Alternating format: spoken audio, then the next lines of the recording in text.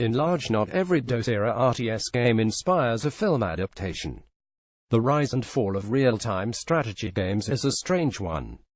They emerged gradually out of experiments to combine the excitement and speed of action games with the deliberateness and depth of strategy. Then, suddenly, the genre exploded in popularity in the latter half of the 1990s, only to fall from favor StarCraft aside just as quickly during the 2000s amid cries of stagnation and a changing games market. And yet one of the most popular competitive games in the world today is an RTS, and 3 or 4 others are in a genre that branched off from real-time strategy. At 25 years old, the real-time strategy genre remains relevant for its ideas and legacies. And with it deep in a lull, now is the perfect time to give it the same in-depth historical treatment that we've already given to graphic adventures, sims, first-person shooters, kart races, open-world games, and city builders. Before I start recounting the history of the genre, some quick ground rules. As in all of these genre histories, I'm looking to emphasize innovation and new ideas, which means that some popular games may be glossed over and insert your favorite game might not be mentioned at all. For the purposes of this article, a real-time strategy game is one that involves base building and/or management, resource gathering, unit production, and semi-autonomous combat, all conducted in real time rather than being turn-based, for the purpose of maintaining control over strategic points on a map such as the resources and command centers. I also want to stress that tactics and strategy are not the same thing, and hence this article will not spend much time discussing real-time tactics games like the Total War and Close Combat series. For those unaware, strategy refers to high-level plans, whereas tactics is focused on the finer points of execution of specific objectives. In more explicit video game terms, strategy is building and managing armies from the buildings you add to your base with the resources you mine. Harvest. Tactics is just the combat stuff, with in-depth battleground mechanics that focus on unit formations and positioning and exploiting terrain features to your advantage. Real-time strategy usually includes some element of tactics, but real-time tactics rarely includes strategy mechanics. Now, with all that said, let's begin by traveling back some 36 years. If you recognize this, you've witnessed the birth of a genre utopia. Cytron Masters for Atari. Maybe the graphics don't blow you away, but the game's mechanics were advanced for the time. Action meets strategy. The real-time versus turn-based strategy distinction is a relatively new one. Prior to the mid-1990s, strategy games were turn-based, while action games were real-time. Never, nay, seldom, as you'll see, the twain shall meet. They were incompatible warring ideals of game design, the former rooted in the rich tradition of complicated and intricate tabletop war games, and the latter being a simple, usually unsophisticated test of reflexes and coordination, its roots in the video game arcade.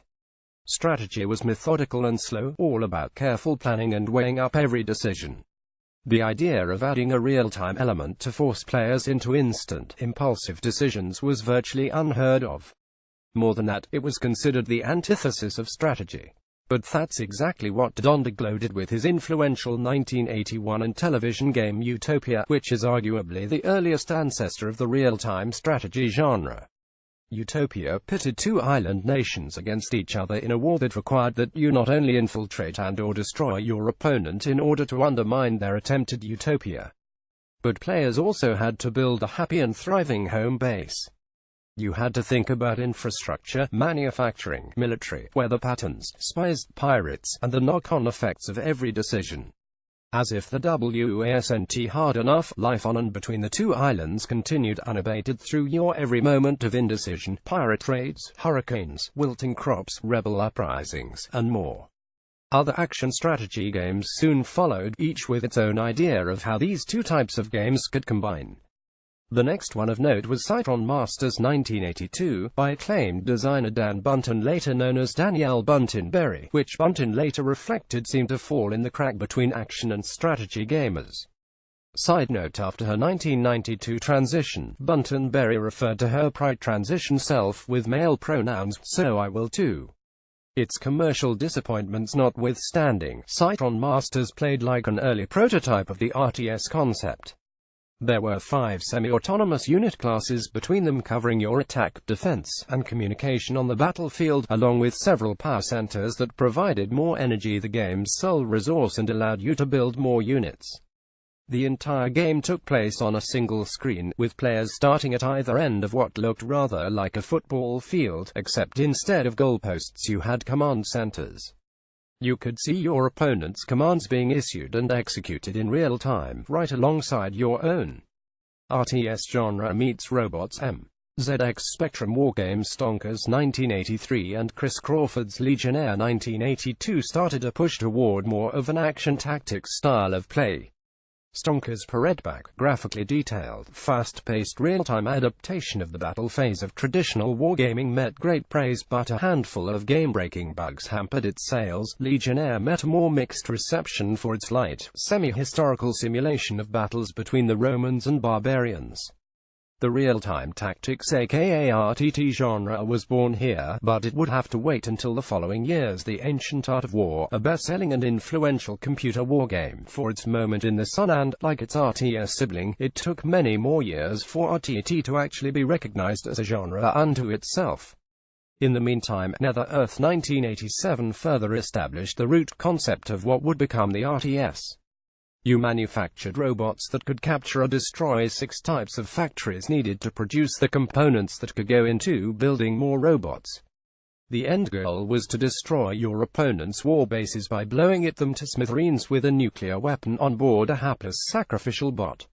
You could control robots directly, one at a time, but generally it was best to give them orders to destroy, capture, kill, or defend, and focus on churning out more of them to overwhelm the enemy. Another Dan Bunten game, Modem Wars 1988, had more of a tactical emphasis but possessed many of the elements that eventually became central to real-time strategy.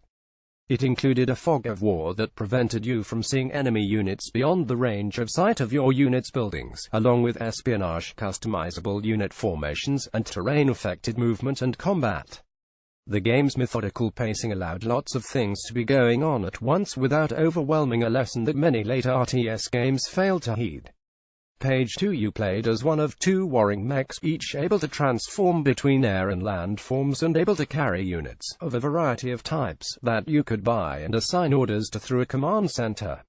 Power Monger for the Amiga. Click on any of the little things, get a descriptive pop-up box.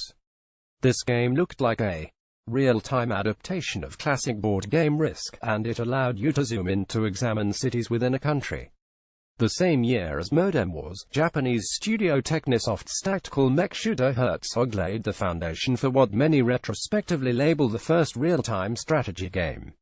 Herzog's Fight, a kind of proto-MOBA multiplayer online battle arena, an RTS spin-off genre, followed as a Sega Genesis exclusive in 1989. It cast you as one of 2 warring mechs, each able to transform between air and land forms and able to carry units of a variety of types that you could buy and assign orders to through a command center. You could tell units to patrol, stand their ground, attack, occupy a satellite base, resupply other units, or attack the enemy's main base, and they tried to do these with or without your airlifting assistance. There were 9 satellite bases scattered around the map, each of which you could gain control over by sending in 4 infantry units.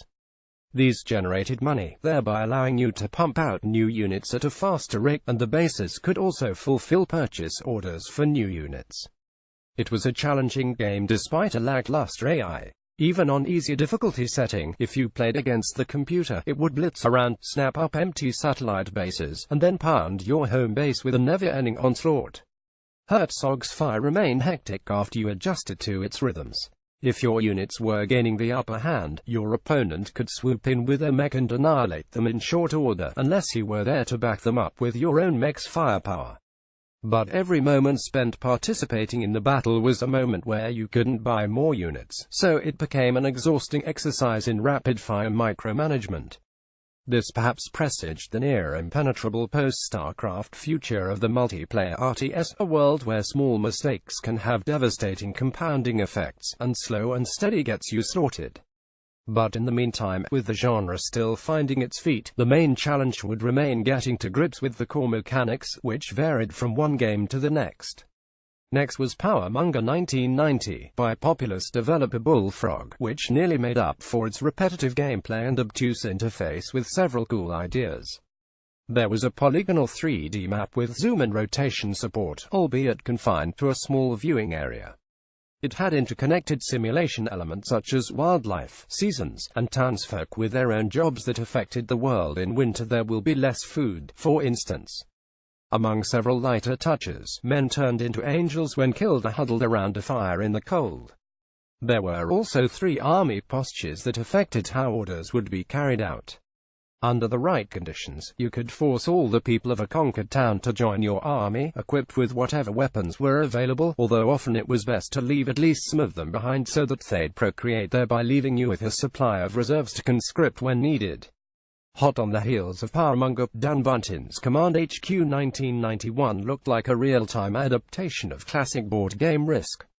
It had you racing around menus, managing economies, aiding foreign governments, studying intelligence reports, spying and deploying units, setting targets for attacks, exploiting oil fields, launching satellites, and otherwise doing whatever you could to come out ahead in a fast-paced simulation of World War I through V. Totally different in style and presentation, but no less ambitious in scope. Sensible Software's Megalomania 1991 spanned the full breadth of human history, broken down into 10 epochs. Like Powermonger, it lacked any tactical component to combat but compensated for this elsewhere. In Megalomania, you had to allocate people to roles researching new technologies, gathering min and refining the resources needed to get more advanced weaponry, breeding more people, or expanding your army. It was a game of territories as much as technologies, so you also had to send your troops, and send is an appropriate term for how hands-off this act was, to destroy enemy bases and/or build additional fortresses in other areas.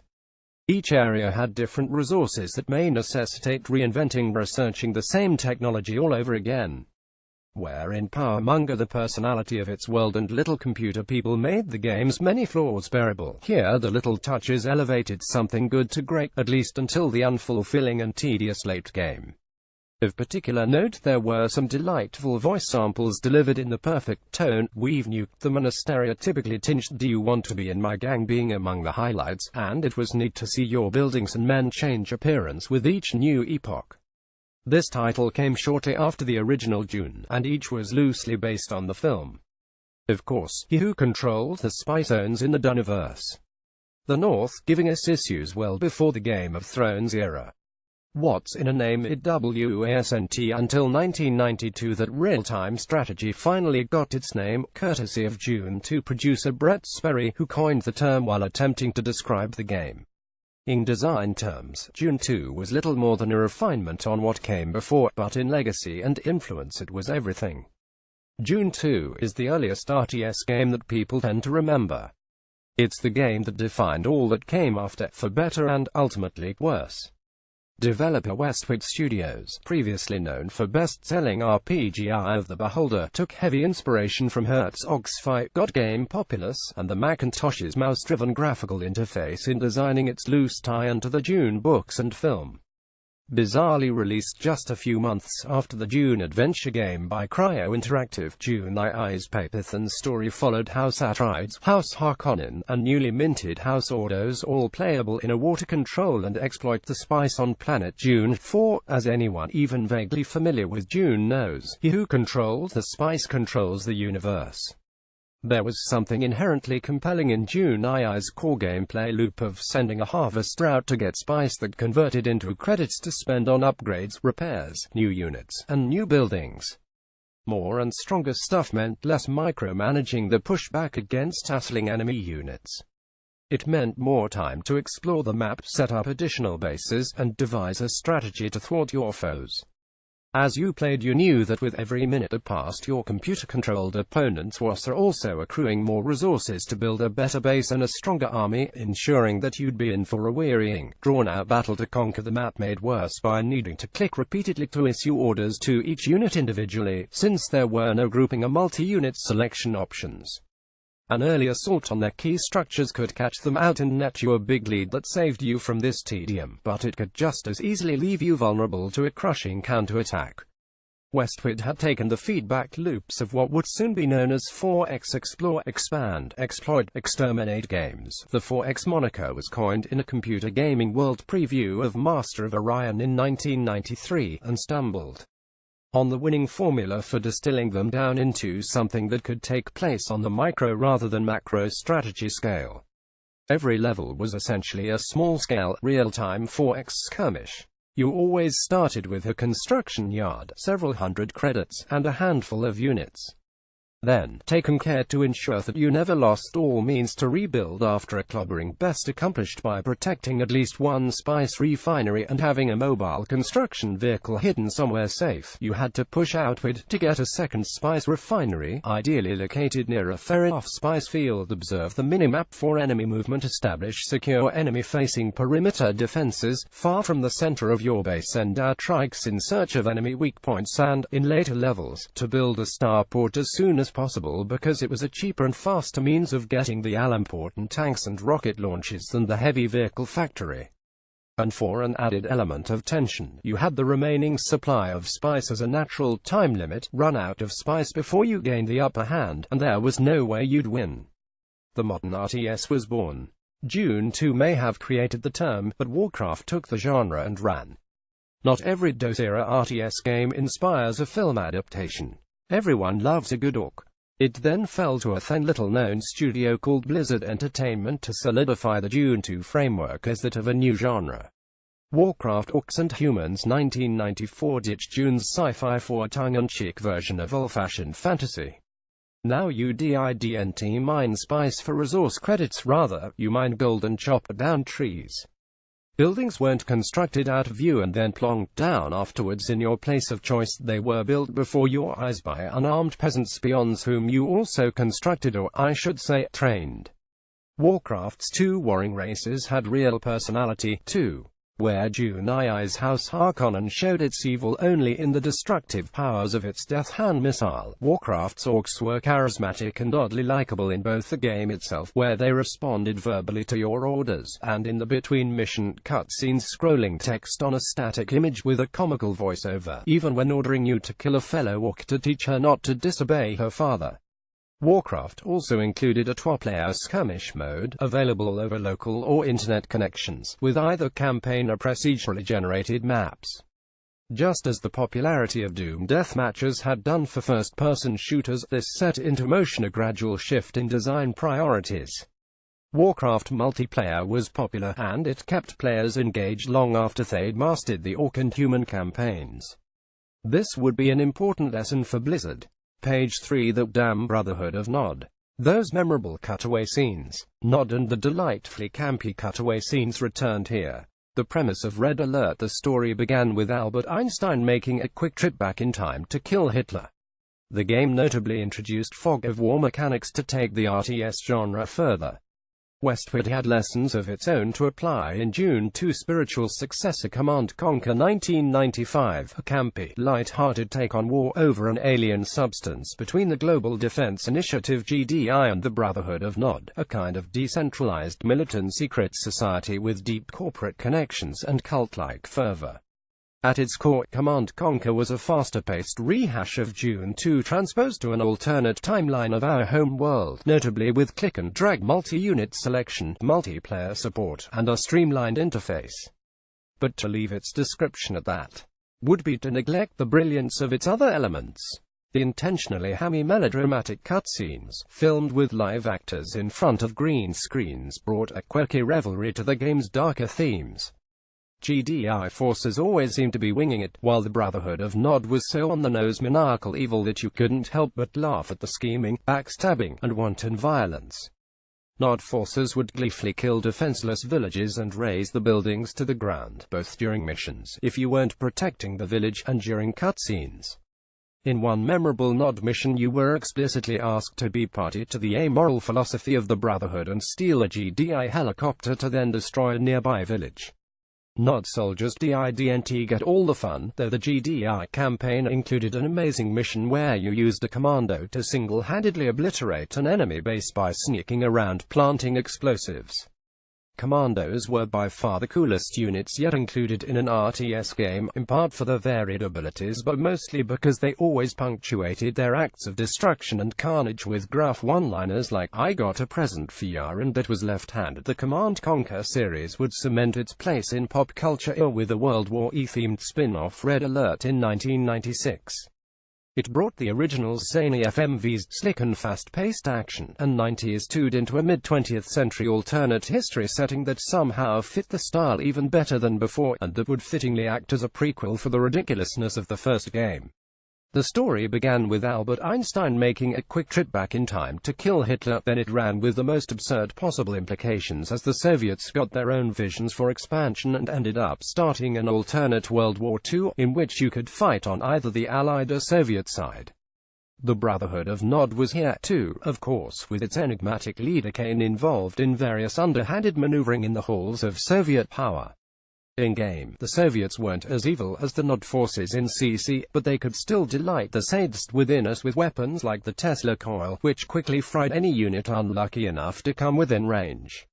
Red Alert was also notable for increasing the distinctions between rival factions, to make Soviet and Allied units more distinct from each other in skills and capabilities. The Nod and GDI forces had been, at a time when the trend was to go in the other direction. The developers didn't quite get this right, though, so far from embracing the diversity of approach this enabled, competitive players quickly identified a dominant strategy play as Soviets build lots of heavy tank units, then rush your opponent's base. In the meantime, Blizzard followed up on the critical and commercial success of Warcraft with a sequel, Warcraft 2: Tides of Darkness 1995, that improved the graphics and controls. You could now select multiple units with the same click-and-drag gesture as in Command Conquer, and a selected unit's stats and abilities were visible at a glance. It was a relief to be able to choose whether units should stand ground or pursue attackers, and to set up automatic back-and-forth patrols of an area.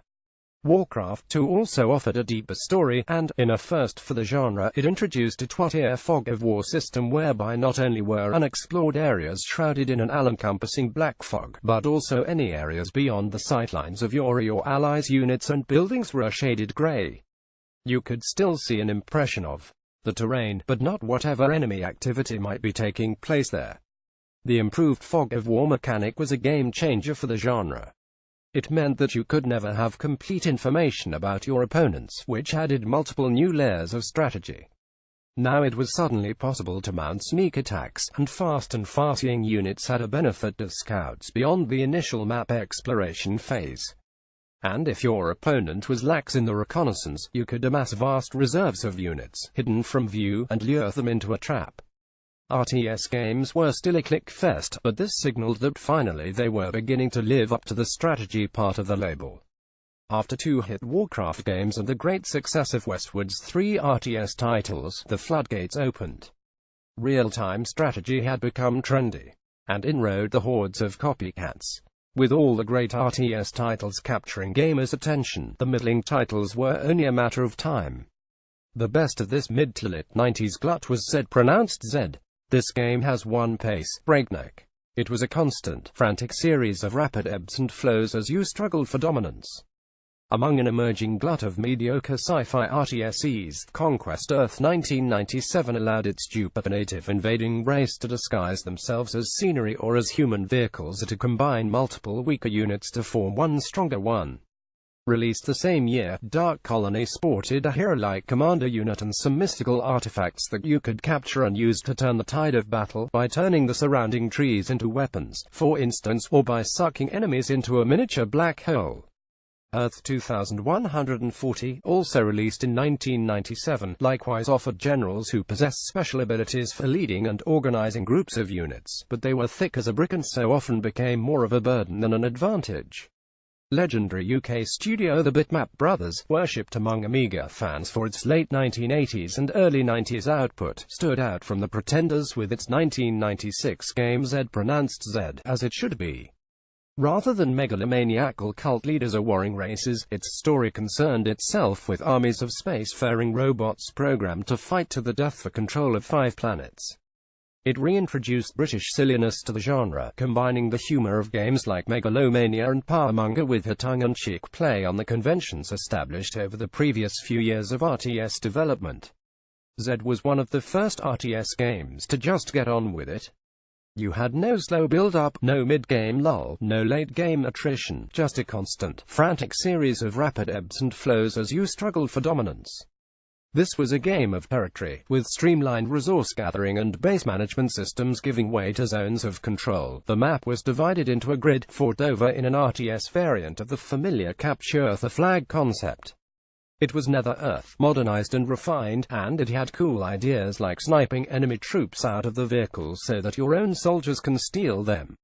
It was proof that RTS games could head down a different path, but even Z couldn't change the trajectory Dune 2 had put the genre on.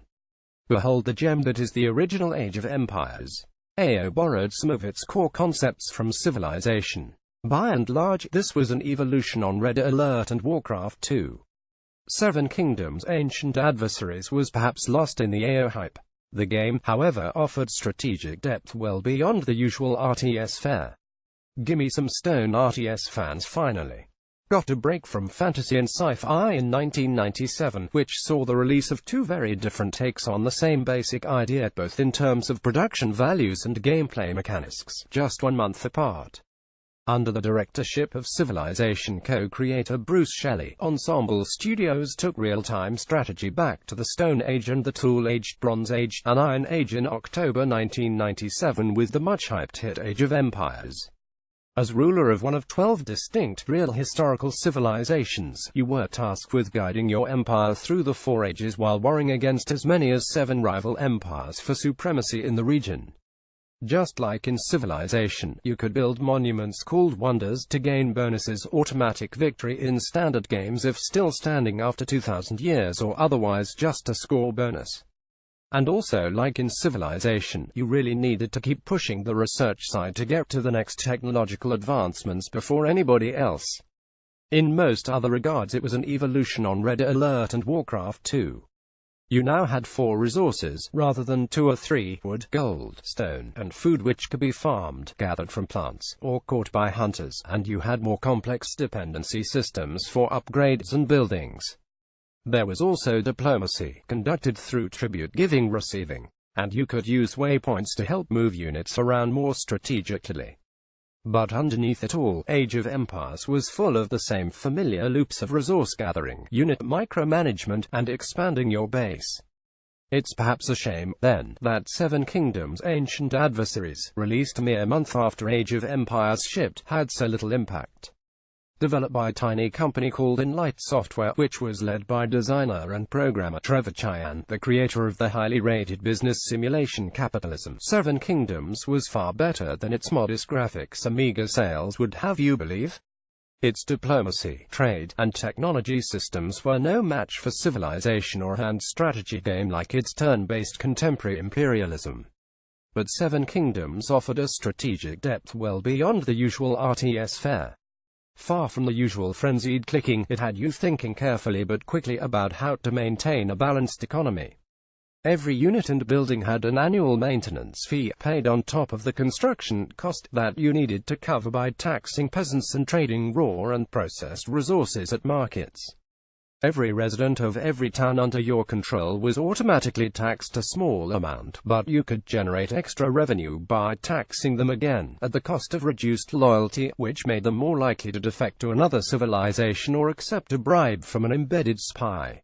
Resources came from mines built atop resource deposits, and those were transported to markets for sale and to factories for refinement into goods that could also be sold at market, provided that you had people assigned to work at the appropriate buildings.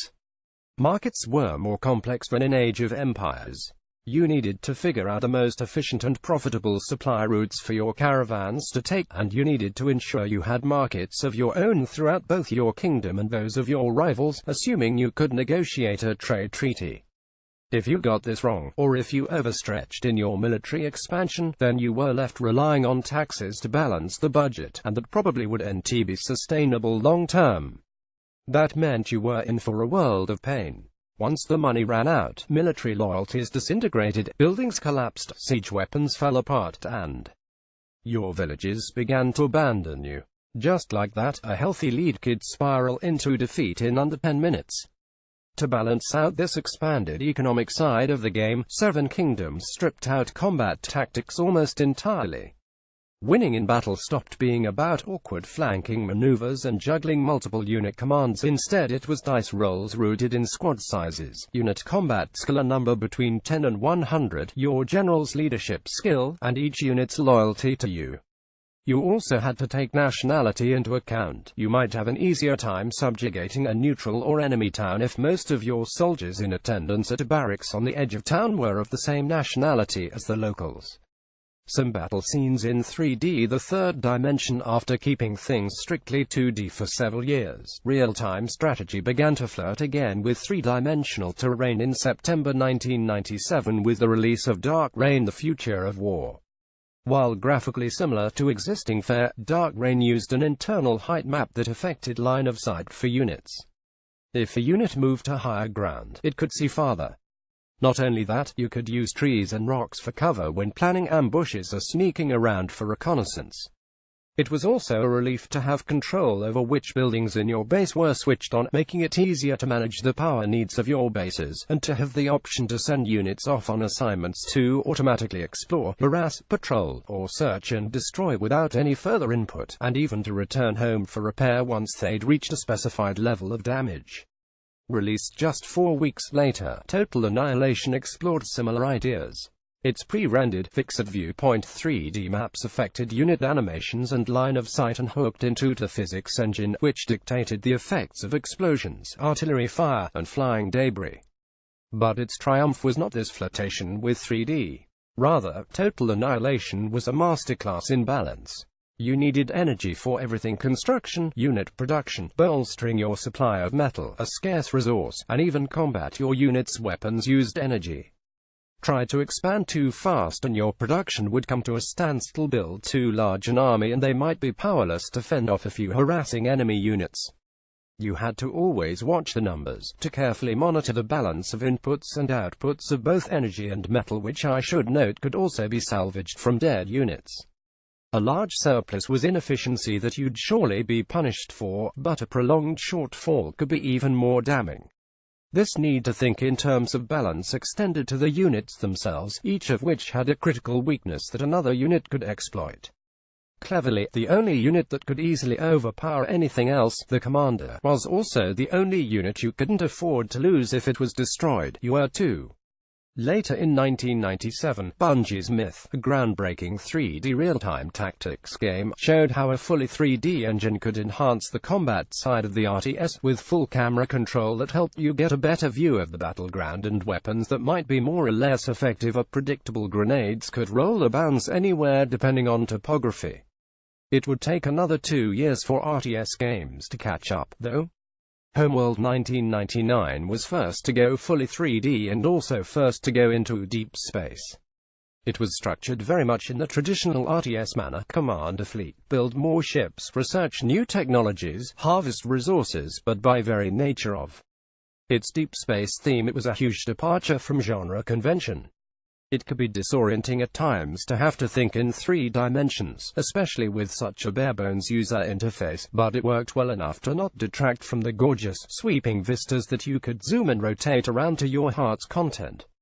Page 4. You've probably heard of this one before. StarCraft was much more than a futuristic reskin of Warcraft. While 3-dimensional RTS games emerged in fits and starts, the traditional 2D isometric perspective ensured its long-term survival with the most popular game the genre has ever seen. After having gone from strength to strength with the first 2 Warcraft games and dungeon crawler Diablo, Blizzard turned its attention to science fiction.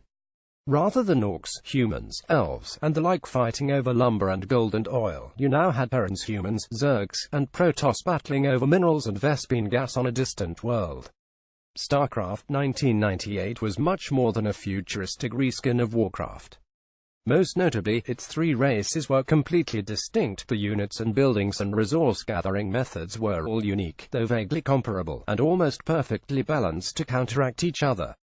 That said, at the game's release, there was one unbeatable multiplayer strategy to quickly build a large number of your chosen race's most basic unit, then rush an enemy base before they have time to set up the defenses. The Zerg were most effective in this strategy because the unit build time was shortest, hence the Zerg rush meme. The designers had limited you to a maximum of 12 units selected at a time, but it took far fewer than this to pull off a successful rush early on. Blizzard went to great lengths to limit these sorts of balance issues long-term, however, with frequent patches that tweaked the numbers under the hood, but rushing remained viable if executed well. As is common in online gaming circles, when one strategy becomes dominant, rushing early in a match became frowned upon and was often subject to pre-match gentlemen's agreements. It'd be remiss of me to not also mention StarCraft's immense popularity in South Korea, where it became a mainstream cultural phenomenon that led to live television broadcasts and dedicated channels, at a time when any TV coverage of games was rare. This huge professional scene persevered with millionaire stars and sell-out crowds at stadium-sized arenas even a decade on from release. TBH, it felt more like AO 1.5.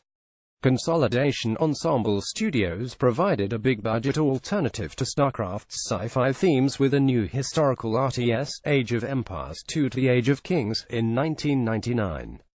While better regarded as an Age of Empires 1.5 than a full-blown sequel, despite the puffy marketing and sequel-sized price tag, it was a refinement in all the right places. And it snuck in a few great innovations. You could ring the town bell to call all the villages home to fortify your headquarters and fend off attackers with a barrage of arrow fire, and groups of units would actually hold their formation during movement, with fast units slowing down to accommodate the slowest. This meant lots of things in practice, but most of all it signaled that you finally had an effective way of protecting siege weapons and ranged units from close-range attackers, barring superior battleground tactics and strategy from your enemies.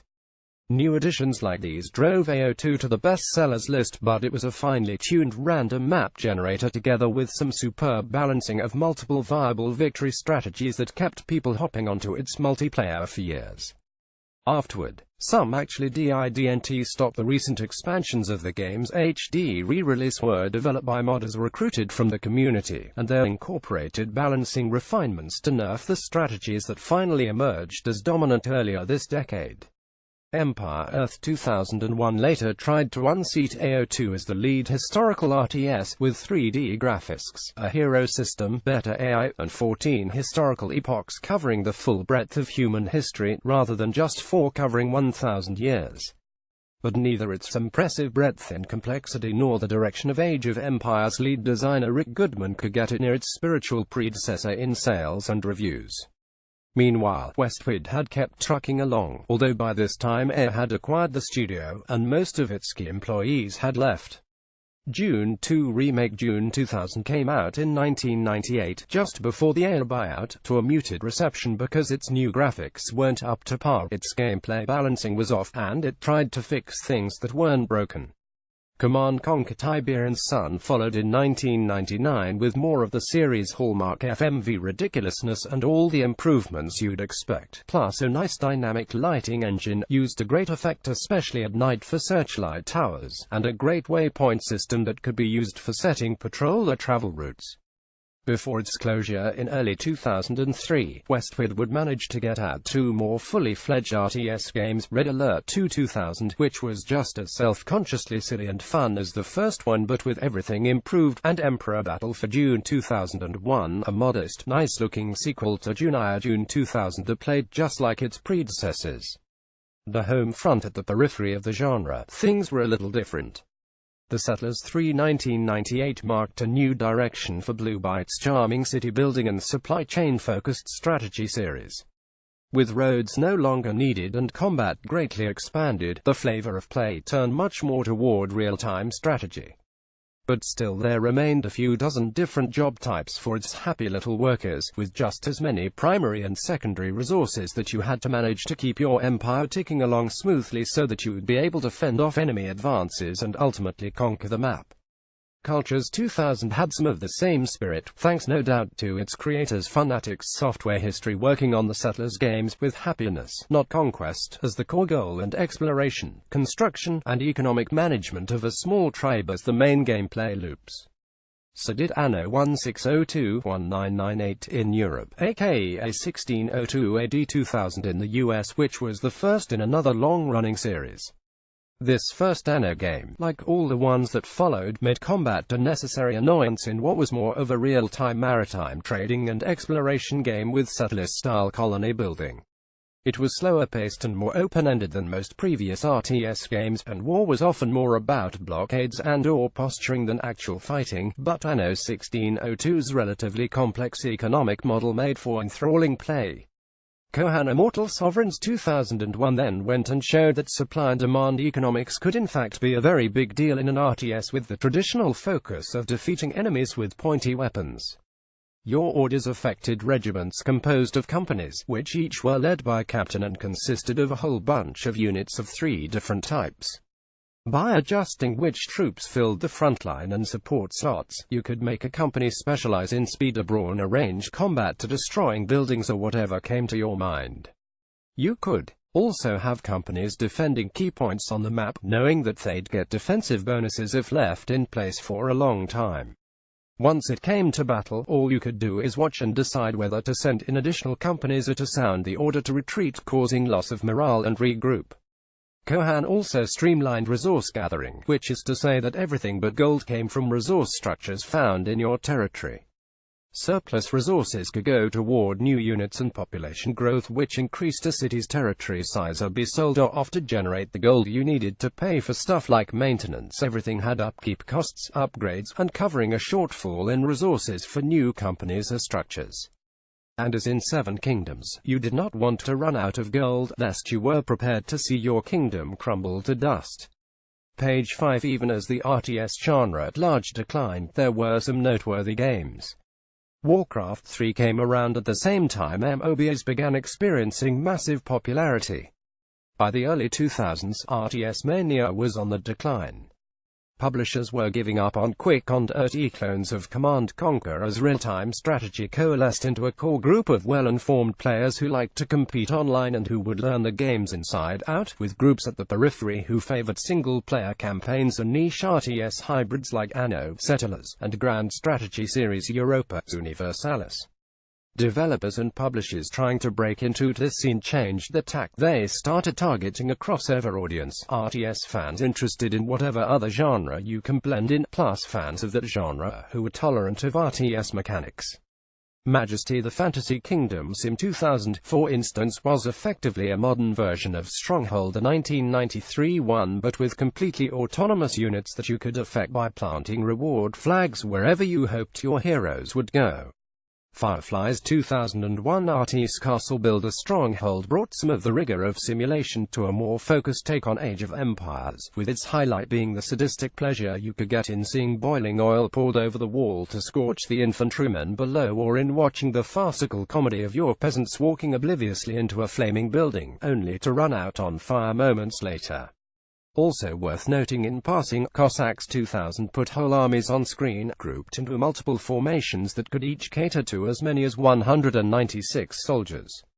Warrior Kings 2002 offered more creative and varied campaign missions than almost anything before it, along with enormous 3D tactical battles. And Celtic Kings also 2002 went all in on the idea of an RPG-RTS hybrid, with separate adventure and strategy modes that each wove in elements of the other. The big guns were experimenting with new ideas, too. For Warcraft 3 Reign of Chaos 2002, Blizzard brought in role-playing elements and special hero units. And with them they made the feedback loops much tighter. A pure turtling strategy focusing on base building and amassing a large army before ever attacking the enemy became a risky proposition because it left your heroes underleveled. The game wanted you to use raiding parties and patrol squads, and to further encourage you the maps were populated, often at strategic locations, by monsters that weren't exactly fond of either you or your enemies traipsing through the territory. If this sounds at all similar to MOBAs like Dota 2 and League of Legends, rest assured that it's because it is. The MOBA genre started here in 2003 in a Warcraft 3 mod called Defense of the Ancients, which itself was based on an old fan-made StarCraft map called Eon of Strife. For the uninitiated, MOBAs are basically RTS games without base building management and with only the hero units directly controllable. Modders weren't the only ones making spin-offs. Ensemble Studios took a break from the popular history-themed RTS series with the more story-driven and imaginative Age of Mythology in 2002. They trimmed the number of playable factions down from AOI's 13-18 with the Conquerors expansion to just 3, each with one of 3 major gods to choose between for various special bonuses. The process of gaining favor with gods so that they'd smite your enemies or send divine aid differed depending on the civilization, as did the resource usage for building and the skills and behaviors of certain unit classes.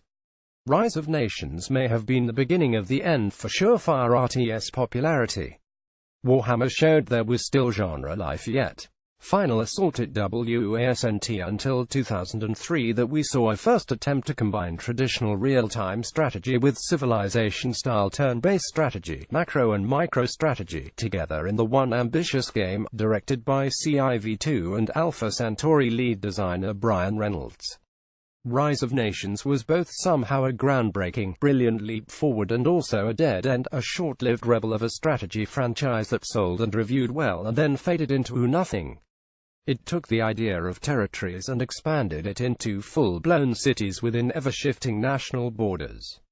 Your expansion was limited on the one hand by your research in civics, each level increased your city limit by 1, and on the other by the difficulty of conquest, once behind enemy lines, and hence without direct supplies unless accompanied by supply wagons, your units suffered attrition damage.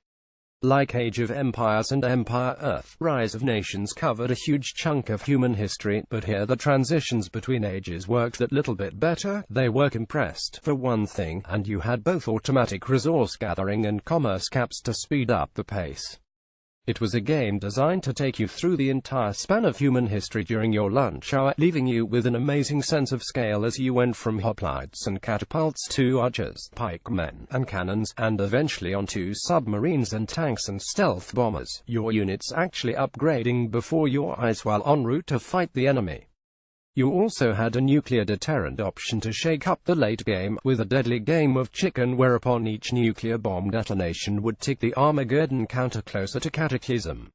Perhaps it was emblematic of the growing RTS weariness, which bubbled up slowly after the late 90s RTS gold rush, but for all its refinements and innovations and for all its excellent sales numbers, Rise of Nations utterly failed to make a lasting impression on the genre. Real-time strategy was better than ever, and it seemed poised for a great future. Yet this was the beginning of the end.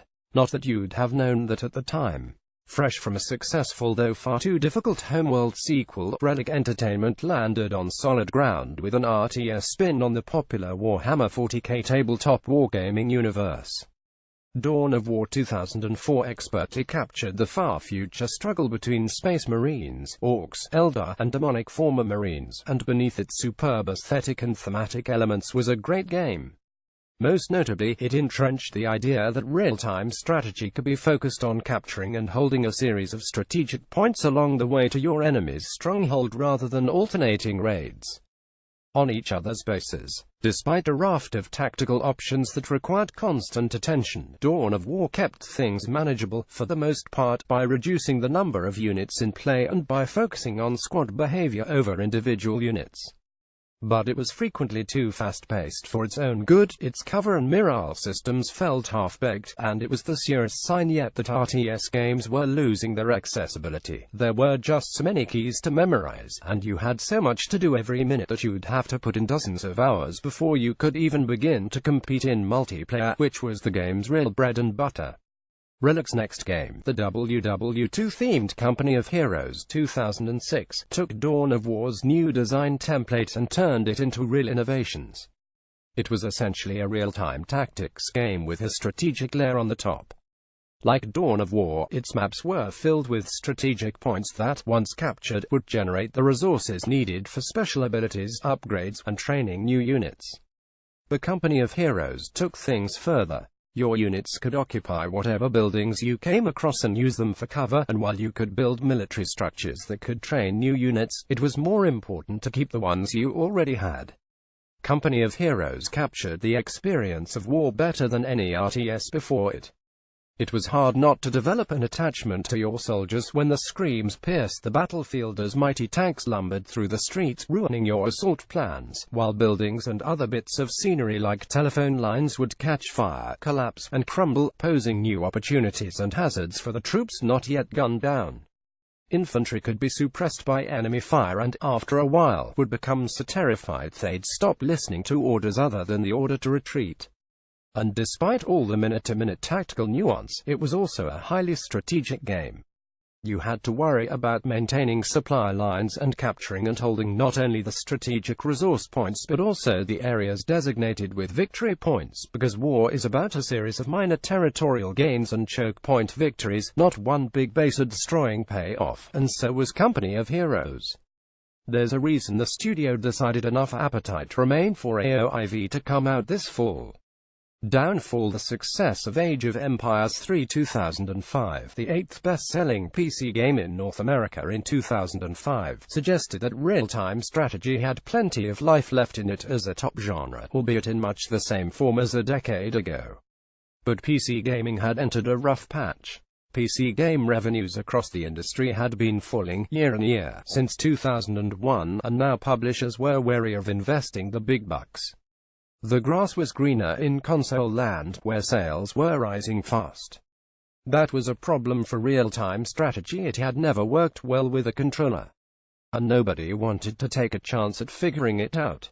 Meanwhile, in PC land, while Blizzard continued pumping out StarCraft patches and Ensemble issued 2 AO3 expansions, Total Annihilation designer Chris Taylor tried to fix a growing sentiment that the genre had stagnated. He sought to reinvent the RTS by doubling down on the strategic component and dropping much of the tactical complexity that had crept into the genre. He put Supreme Commander 2007 on a scale of warfare that couldn't possibly fall into the usual trap of one-dimensional strategy and overly simplistic tactics. Its maps got as big as 6,500 square kilometers, 2,500 square mi, with a seamless strategic zoom that lets you see the whole thing from space, or get up in the grill of a large unit, or anywhere in between. You could also queue up lots of unit commands all at once and had room to experiment with different ideas for defeating the enemy. Force of numbers, diversionary tactics, flanking. The maps were so big that this was far more interesting than usual, or something more creative. And you had more room for strategic thinking. Do you try to undermine the enemy's economy, target the missile systems and ranged units, bots, buildings, turtle up your own defenses in preparation for a late-game duel? These sorts of consideration became even more interesting once you brought to the fold the twin unpredictability of the physics system. Notably, defeated flying units might crash into your base, destroying part of it, or cause forest fires, and experimental units such as walking tanks and naval destroyers. Supreme Commander fell into the same trap as all real-time strategy games of its era. However, it was too hard to learn. This, perhaps more than the stagnation of the core RTS template, is what caused the genre to decline while other PC-centric genres began to slowly recover. Real-time strategy had surpassed the complexity limit that non-expert players will tolerate. While in most RTS games multiplayer matches remained focused on short battles to see who could produce more, faster, true to the genre's origins, they required you to learn so many shortcuts and processes and rules and common strategies, and to be capable of executing them so quickly that it just didn't make sense to buy an RTS game unless you were ready to master them all or stop after playing the likely underfurnished campaign mode. Just as city-building games floundered for years after SimCity 4 and non-enthusiast flight simulators stalled after the advent of 3D graphics acceleration turned them inescapably onto the realism obsession, the RTS genre imploded. It had backed itself into a corner by chasing ever more things to click on, ever more keyboard macros to learn, ever more actions per minute. Apparently 150 APM, effectively 2.5 actions per second, is what it takes to be proficient in StarCraft 2, by overdoing the action part of action strategy. In other words, while the subgenre offshoots, MOBAs and RTS flavor tower defense, snuck off to find their own successors. The main RTS branch flatlined everywhere.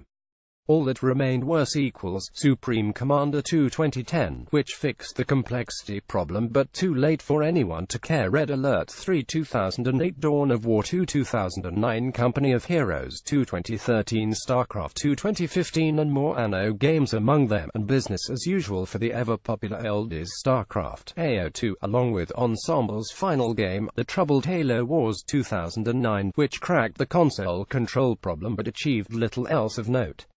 In large, StarCraft 2 only requires a home 150 APM, effectively 2.5 actions per second, to be proficient. Confused face, Move Out. The future looks uncertain for the real-time strategy genre. There's still a lot of interest, but it's hard to gauge how much traction a great new game would get.